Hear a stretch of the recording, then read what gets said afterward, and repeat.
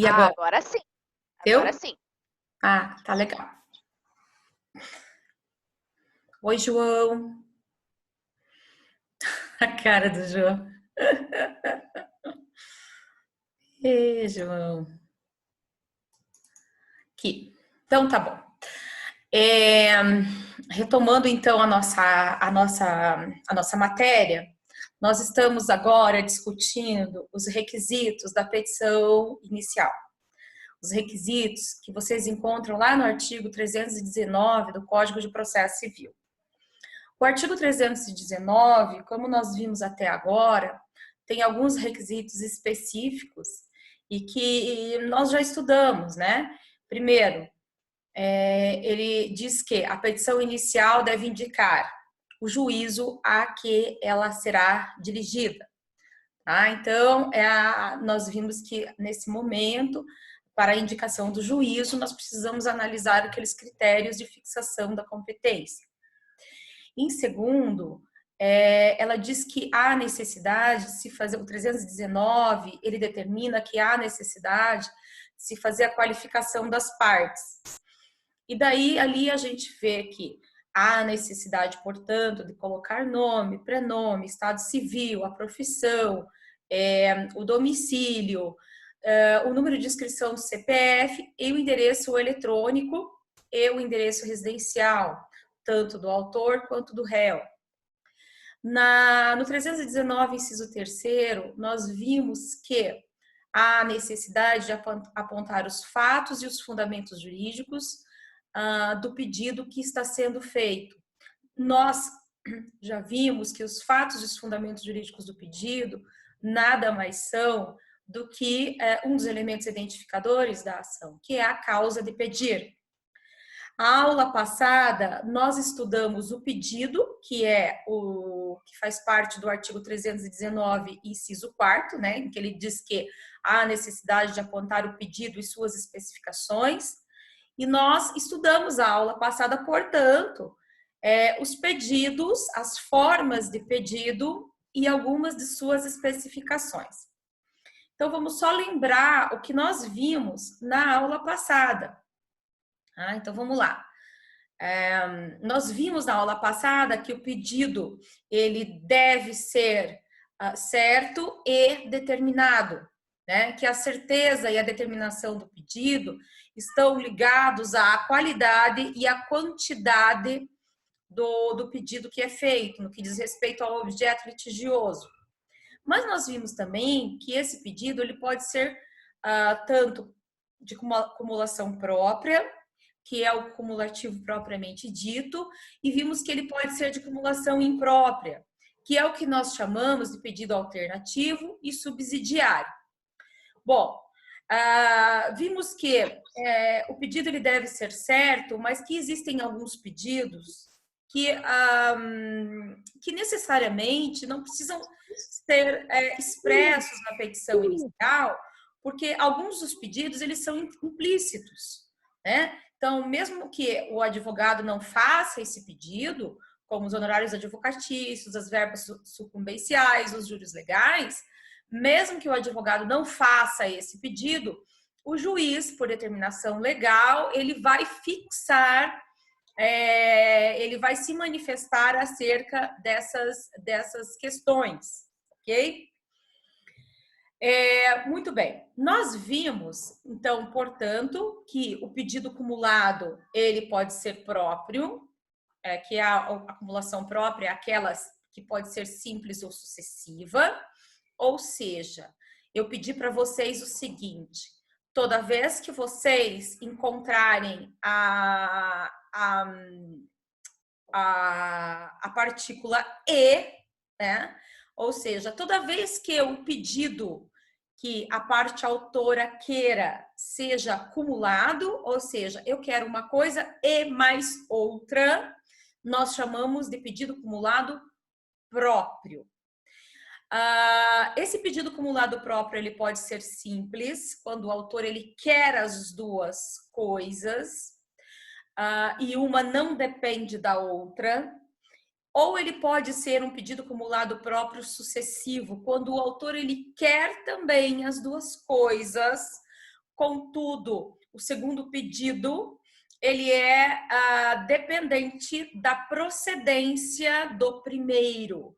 Então, o segundo pedido, ele só será me garantido se o primeiro for julgado procedente. Logo depois, nós vimos a acumulação imprópria, que se dá de maneira alternativa ou se dá de maneira subsidiária. Na acumulação imprópria, realmente também há a formulação de vários pedidos, contudo, haverá a obtenção de apenas um deles. Portanto, aqui, na acumulação imprópria, a partícula utilizada é a partícula ou, o que vai diferenciar o subsidiário do eventual.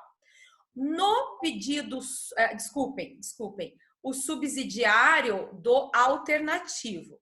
O subsidiário, que é o eventual, na verdade, é quando o autor ele estipula uma ordem de pedidos, no sentido de que ele quer um pedido principal, mas somente se o pedido principal for julgado improcedente, é que ele gostaria, portanto, que o juiz desse o segundo pedido.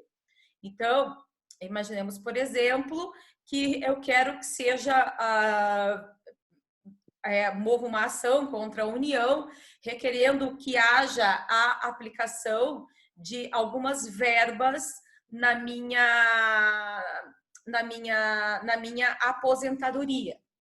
Mas que, se porventura, em virtude de determinada lei, mas que, se porventura o juiz não entenda que aquela determinada lei ela é aplicada ao meu caso específico, então que, portanto, que ele me garanta, por exemplo, a desaposentação, tá? Então eu tenho um pedido principal, mas se porventura o principal não for acolhido, aí sim eu quero o segundo pedido. E por fim, o pedido impróprio, de acumulação imprópria, chamado de alternativo. Ele se dá em virtude do direito material, né? Ou porque há uma relação negocial alternativa, uma obrigação alternativa já mantida entre as partes, ou ele vai se dar, né? Esse pedido ele vai acontecer, porque na verdade o autor assim estabelece.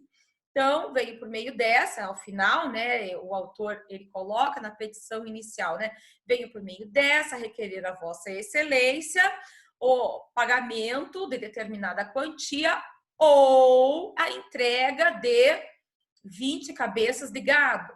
Tá? Então, há uma alternatividade. Quem é que vai resolver essa alternatividade? Em princípio, geralmente é o réu. Ele decide primeiro como ele quer cumprir a obrigação no processo, mas se assim ele resolver mas se ele se negar a cumprir e for entendido que essa obrigação ela realmente é procedente, aí quem vai decidir será o juízo. Perfeito? Muito bem. Qualquer questão vocês podem se manifestar, tá bom?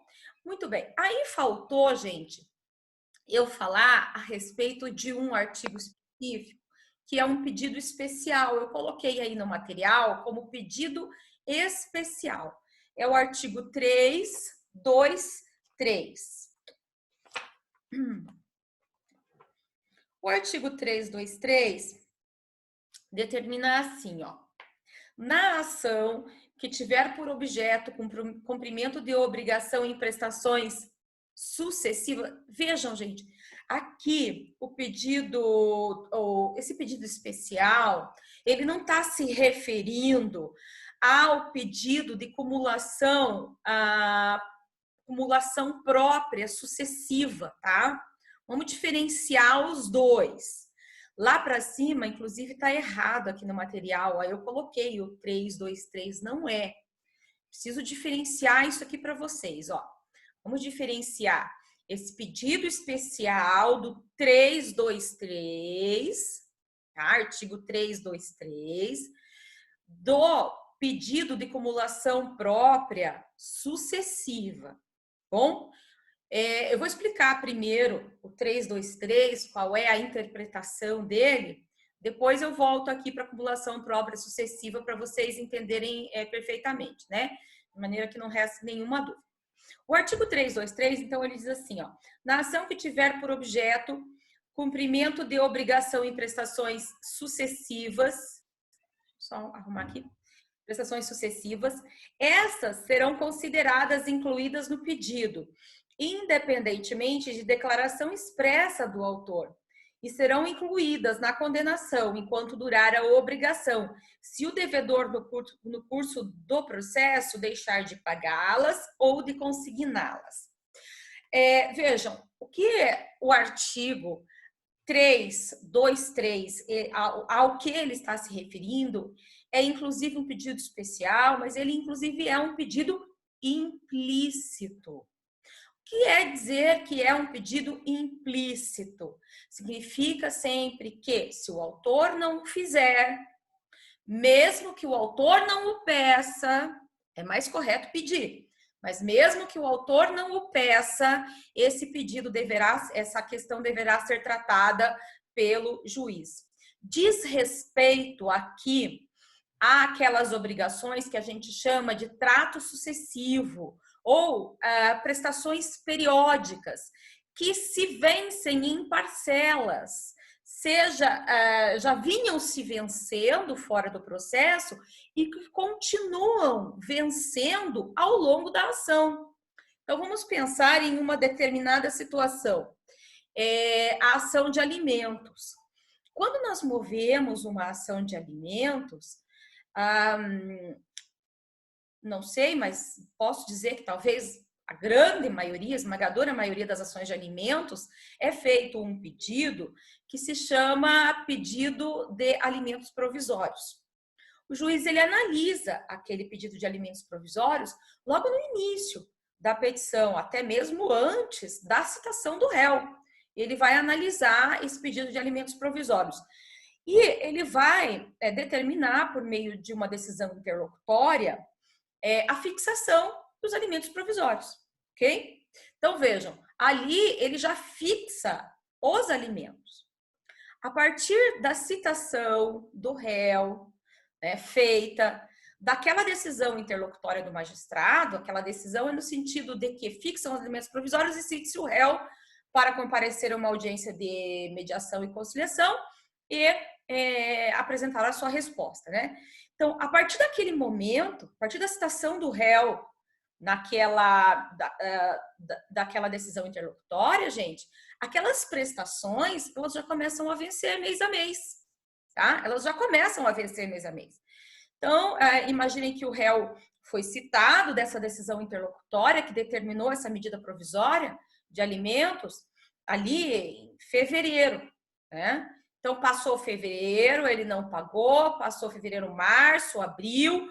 Então, vejam, isso é um pedido de prestações. E essas prestações, elas vão se vencendo ao longo da demanda, tá bom? Então, nós temos essa situação, aquela prestação que se vence ao longo da demanda. Chegando ao final, quando o juiz ele for analisar os alimentos, né, lá nos alimentos definitivos, ele já pode, ele vai fixar a condenação também do autor ao pagamento das provisórias, que se venceram também ao longo do processo e que possivelmente ele não pagou e que talvez não tenham sido objeto de uma execução provisória, tá? Mas nós temos uma outra situação. Vamos imaginar outra situação também dentro dos alimentos. Imaginem,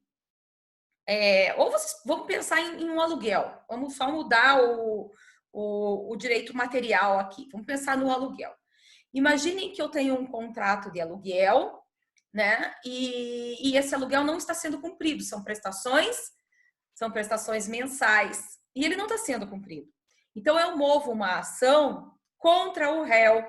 Qual é o meu pedido? O meu pedido é no intuito de que ele pague as parcelas, né? Ele pague as parcelas aquelas que já se venceram Ou seja, olha, deixou de pagar 3 meses de aluguel. Eu quero que ele pague, o réu pague as que já se venceram, mas que ele pague também as vincendas. O que são as parcelas vincendas? São aquelas que vão se vencer ao longo do processo, tá? Então, ele paga as vencidas e aquelas que vão se vencer ao longo do processo. Então, vejam, isso é um pedido de trato, que a gente chama um pedido de trato sucessivo, na verdade, do 323, né? São as prestações, desculpem, não é de trato sucessivo, ela vem de uma obrigação de trato sucessivo, na verdade, né? Ela é o pedido de prestações sucessivas, tá? Então, ó, tem que pagar as parcelas que já se venceram, mas também aquelas que vão se vencendo ao longo do processo. Essa é uma questão que o juiz irá analisar e enfrentar na sua sentença, mesmo que o autor não tenha feito o pedido, mesmo que o autor não tenha se manifestado. Então, eu gostaria que vocês incluíssem o 323 como um dos pedidos implícitos. Então, se vocês verem nesse material, eu vou enviar para vocês esse material, esse eu não enviei, porque eu estava terminando de arrumar algumas coisinhas, inclusive essa foi uma das coisas que eu incluí aqui. Lá no comecinho eu falei assim, então, para vocês da aula passada, o pedido é certo, ele deve ser certo, ele não pode ser implícito, mas algumas exceções existem, no sentido de que mesmo que o autor não faça esse pedido, o juiz se manifesta. Quais são essas exceções? Falei para vocês, incluam honorários advocatícios, verbas sucumbenciais, juros legais e também as prestações periódicas do artigo 323 ou prestações sucessivas. Tá?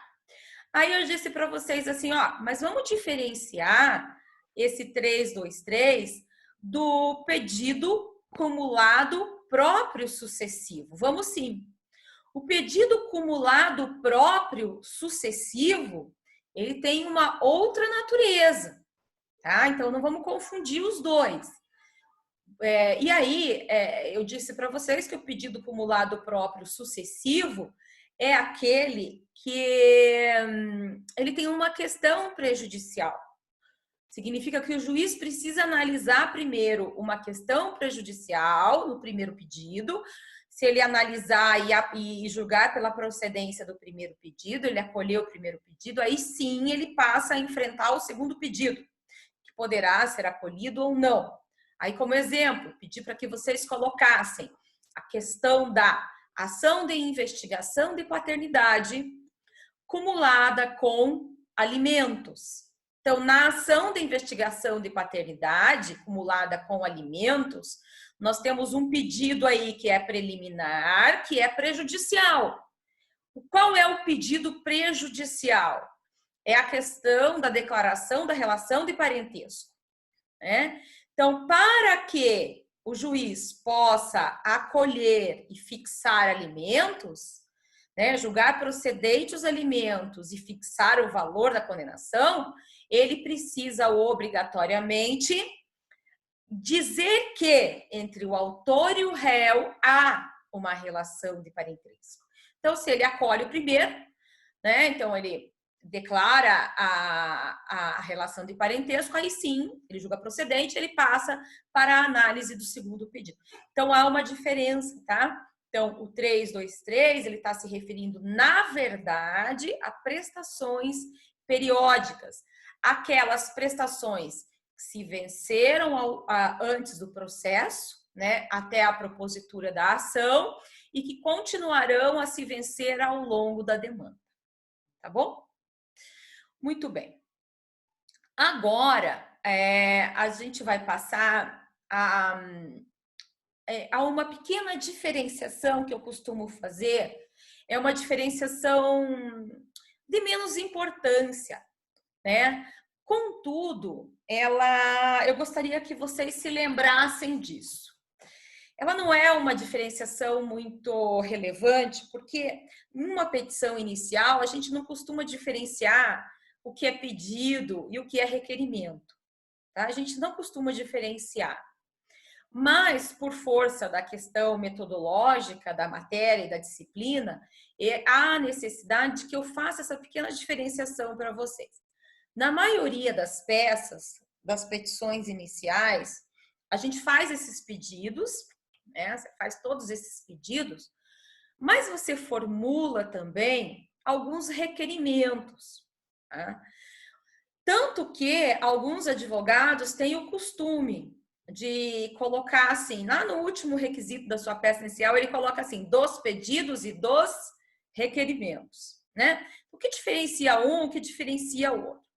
Na realidade, um pedido, ele tem essa natureza de objeto da demanda.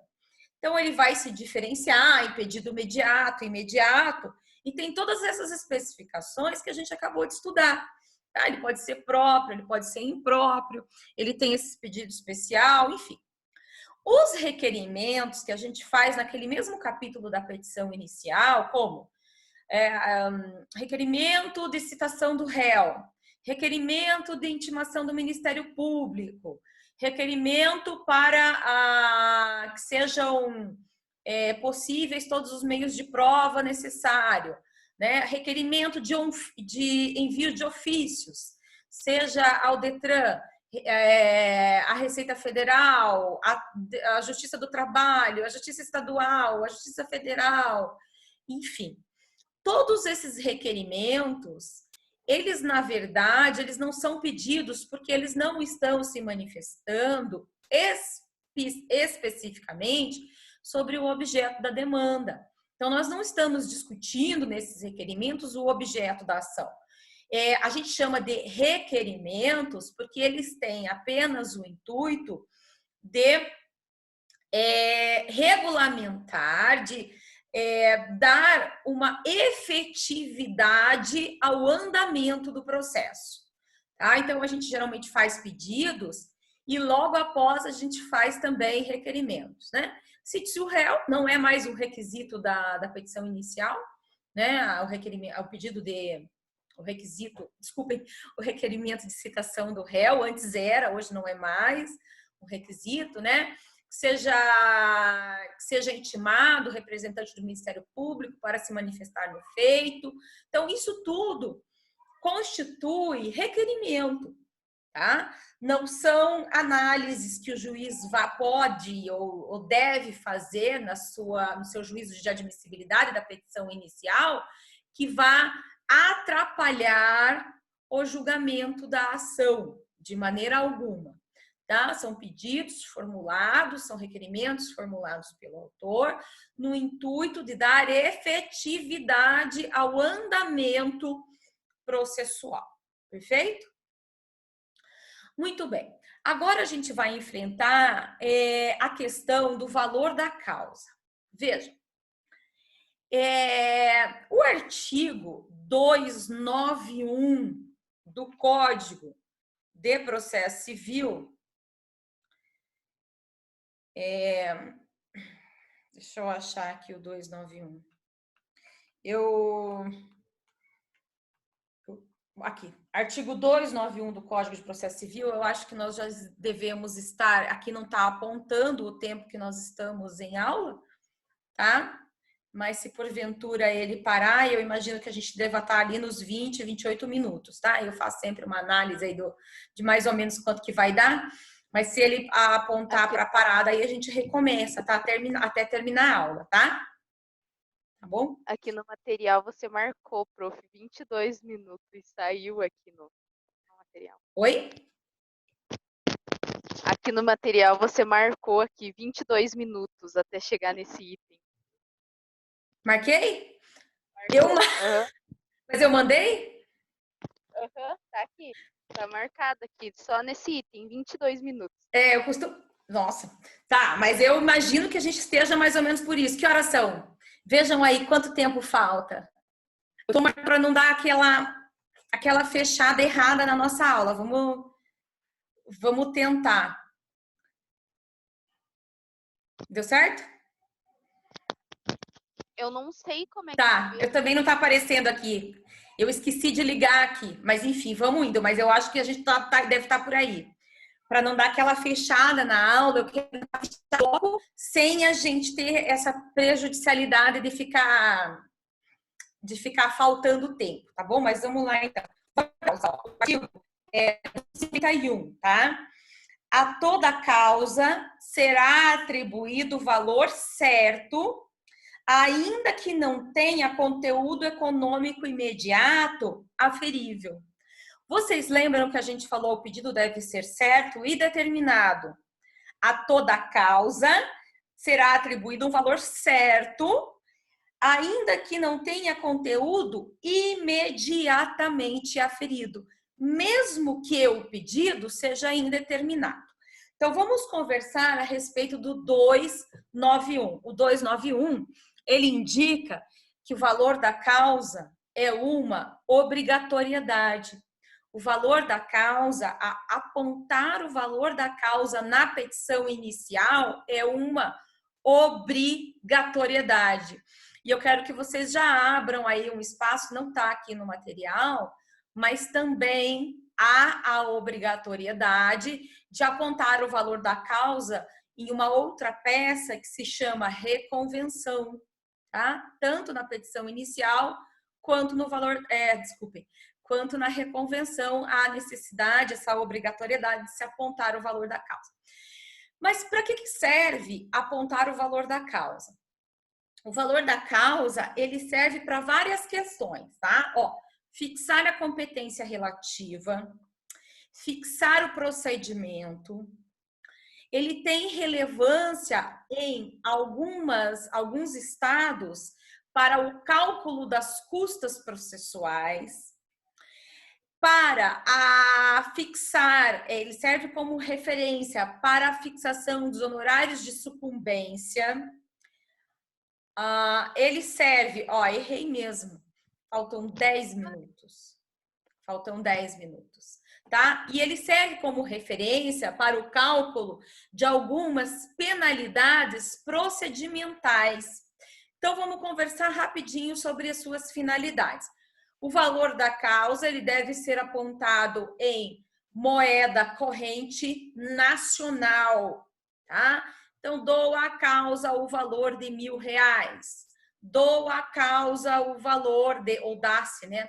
Dá-se à causa o valor de R$15.000. Dá-se à causa o valor de R$100.000. Então, ele deve ser apontado em moeda corrente nacional. Ele é obrigatório. E para que ele serve? E aí, eu quero que vocês se lembrem de uma coisa que eu vou dizer agora. O valor da causa não significa exatamente o valor do que eu quero receber em juízo. Vou repetir. O valor da causa não significa exatamente o valor que eu quero receber em juízo. Existem algumas ações que não possuem conteúdo econômico, tá? Algumas demandas eu não quero receber nada de dinheiro. Eu quero apenas a declaração de uma situação fática. Eu quero apenas a constituição de uma relação jurídica. Eu quero apenas que o juiz analise determinada questão. Vou dar um exemplo para vocês. Quando a gente pede, por meio de uma ação, a revisão, ação revisional, ação revisional de, não é direito de visitas o nome, ação revisional da regulamentação de visitas. Então, já há uma regulamentação de visitas, eu quero uma revisão. Ou o contrário, ainda não há a regulamentação de visitas e eu quero apenas que o juiz regulamente as visitas, né, que são feitas entre as partes na demanda. Então, vejam, nessa questão, nessa ação, não há um conteúdo econômico. A pessoa não quer receber nenhum dinheiro, né, um valor monetário. O que ela quer é apenas o seu direito. Então, processo de adoção, né? O processo de adoção ele serve para declarar uma relação jurídica entre as partes, não para o recebimento de um objeto ou de um conteúdo econômico, tá? Então vejam que algumas demandas não têm conteúdo econômico. Então, o valor da causa, ele não tem o objetivo de demonstrar qual é o conteúdo econômico que eu quero. Ele tem algumas finalidades bem distintas. Vamos ver quais são. Falei para vocês. Primeira finalidade é a fixação da competência relativa. Quando nós conversamos a respeito dos critérios de fixação de competência, nós vimos que a competência relativa, ela pode ser fixada em razão do valor da causa, né? Lembram? A competência relativa pode ser fixada em razão do valor da causa ou em razão do foro, do território. Então, veja, algumas ações nós endereçamos ali para os juizados especiais cíveis, nós endereçamos para os juizados especiais federais, nós endereçamos para os juizados especiais da Fazenda Pública em virtude da matéria, mas também em virtude do valor da causa. Tá? Então, ele serve para fixar competência. Bom? Serve para fixar procedimento. Em algumas demandas que possuem um procedimento específico, um procedimento especial, o valor da causa é bastante importante. Então, os procedimentos acessórios, os procedimentos de inventário, o procedimento da herança jacente, da herança vacante, todos, o procedimento da ação munitória, são todos procedimentos especiais, em que o valor da causa tem uma grande diferença na hora de fixar a competência, tá? Em virtude do procedimento. Também serve como referência para cálculo das custas processuais. Em alguns estados, a tabela de custas processuais, elas são fixadas em virtude do valor da causa. Em que sentido?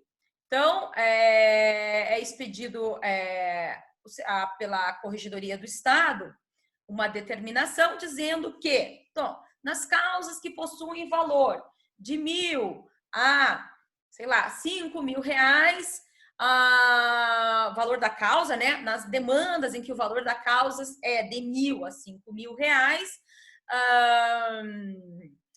as custas do processo serão, sei lá, 500 reais, tá? 250 reais. Isso é feito por meio do valor da causa. Então, o que determina o valor das custas processuais é o valor da causa apontado. Terceira possibilidade, coloquei para vocês, existe a possibilidade de fixação dos honorários de sucumbência. Os honorários do advogado podem ser fixados excepcionalmente em virtude do valor da causa. Se vocês pegarem ali, marquei o artigo 28, parágrafo 2º,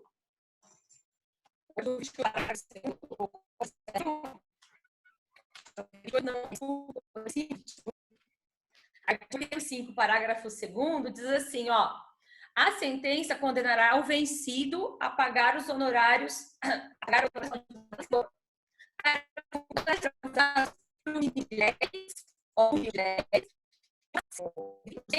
sobre o valor da condenação, do proveito econômico obtido ou não sendo possível mensurá-lo. Então, assim, excepcionalmente, sobre o valor atualizado da causa, atendidos alguns critérios ali. Então, também serve excepcionalmente para a fixação dos honorários advocatícios. Outras possibilidades, ele serve também de referência para a fixação de penalidades processuais. Vamos dar uma olhada ali, ó, na questão da multa por litigância de má-fé do artigo 77. O artigo 77, ele diz assim, ó, além de outras previstas nesse código, são deveres das partes, de seus procuradores e de todos aqueles que, de qualquer forma, participam do processo. Parágrafo 1º. Nas hipóteses dos incisos 4º e 6º, o juiz advertirá qualquer das pessoas mencionadas no caput de que sua conduta poderá ser punida como ato atentatório à dignidade da justiça. A violação ao disposto nesses incisos constitui ato atentatório à dignidade da justiça, devendo o juiz, sem prejuízo das sanções criminais, sem prejuízo das sanções criminais, cíveis e processuais cabíveis, aplicar ao responsável multa de até 20% do valor da causa. Então, vejam,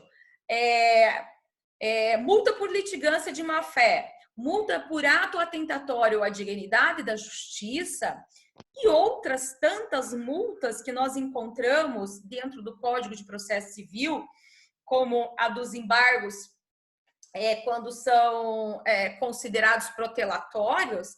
Então, essas multas todas terão como base para a sua fixação o valor da causa. Então, nós temos ali três pilares bases. Quais são as finalidades do valor da causa? Valor fiscal, valor para fixação da competência e valor para a fixação do procedimento. Perfeito? Muito bem. Então, agora eu vou dar uma pausa com vocês, porque está terminando dentro dos meus cálculos, que eu não quero que interrompa. Vou gravar rapidinho e já vou mandar para vocês o link, porque a gente está encaminhando também já para a última parte.